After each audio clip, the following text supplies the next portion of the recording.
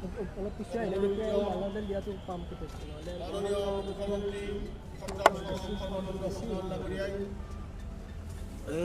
পৃথিৱীৰ শ্ৰেষ্ঠ বিশ্ববীৰ মহামাৰী মান্যতা আৰু বন্দী প্ৰজ্বলন দিছিল।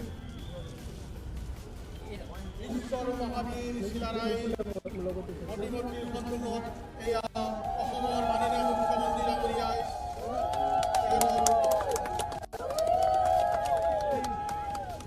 বিশ্ব মহাবীৰ শিলাৰায় জয়, বিশ্ব মহাবীৰ শিলাৰায় জয়, বিশ্ব মহাবীৰ শিলাৰায় জয়।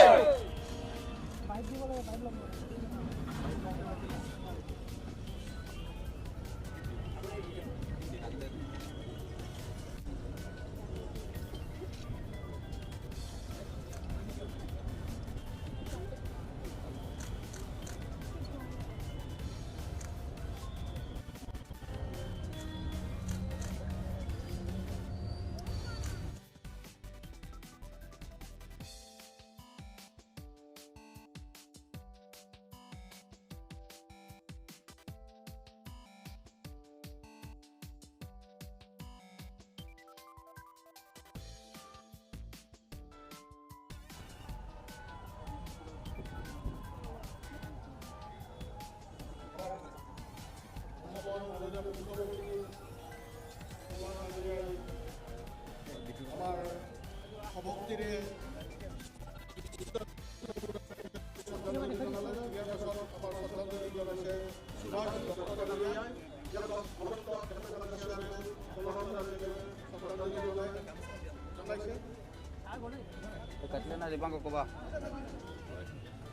আমাৰ সকলোৰে প্ৰিয়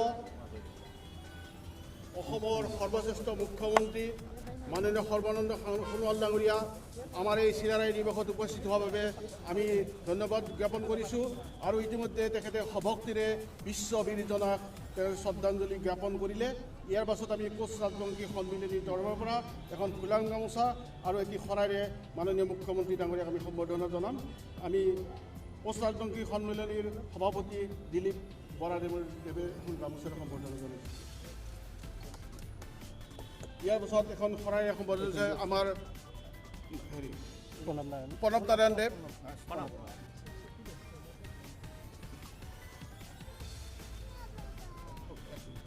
সন্মিলন তথা উদযাপন সমিতিৰ পৰা আশীৰ্বাদ জনাইছোঁ আৰু চমুকৈ দুআষাৰ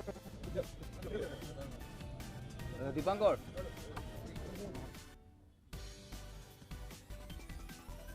আমাৰ অসমীয়া জাতিৰ গৌৰৱ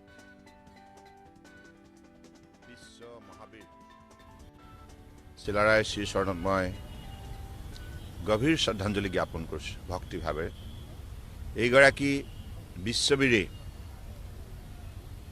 অসমীয়া জাতিক বিশ্বৰ বুকুত শক্তিশালীভাৱে প্ৰতিষ্ঠা কৰিলে। আজি তেখেতৰ আদৰ্শক লৈ আমি বিশ্বৰ বুকুত একবিংশ শতিকাত উঠি অহা প্ৰজন্মক শক্তিশালী ৰূপত গঢ় দিব লাগিব আৰু বিশ্বজয় কৰাৰ দৃষ্টিভংগী লৈ আমি আমাৰ নিজকে প্ৰস্তুত কৰিব লাগিব। বিশ্ব মহাবীৰ চিলাৰায় যেনেধৰণে ভক্তিভাৱেৰে গুৰুজনাক সেৱা আগবঢ়াইছিল, গতিকে সেই মানসিকতাৰে আমিও ভক্তিভাৱেৰে আমাৰ অসমৰ বৰাক ব্ৰহ্মপুত্ৰ পাহাৰ ভৈয়ামৰ বৃহত্তৰ অসমীয়া সমাজখনক আমি সেৱা আগবঢ়াই যাব লাগিব আৰু ভাৰতবৰ্ষক বিশ্ব শ্ৰেষ্ঠ ৰাষ্ট্ৰ হিচাপে গঢ় দিয়াৰ ক্ষেত্ৰত মাননীয় প্ৰধানমন্ত্ৰী নৰেন্দ্ৰ মোদী ডাঙৰীয়াৰ নেতৃত্বত বৰ্তমান সময়ত আমি ঐক্যবদ্ধভাৱে আগুৱাই যাব লাগিব।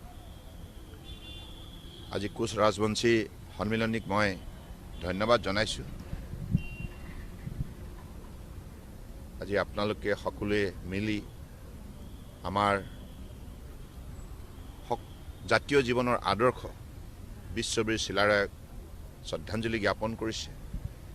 গতিকে মই সকলোকে আহ্বান জনাইছোঁ যে আগন্তুক দিনত যেন আমি এইগৰাকী বিশ্ববীৰক সকলো সময়তে আমাৰ কৰ্মজীৱনত আমি যাতে জীয়াই ৰাখিবলৈ সক্ষম হওঁ ইয়াৰ বাবে যেন সকলোৱে সংকল্পবদ্ধ হয়।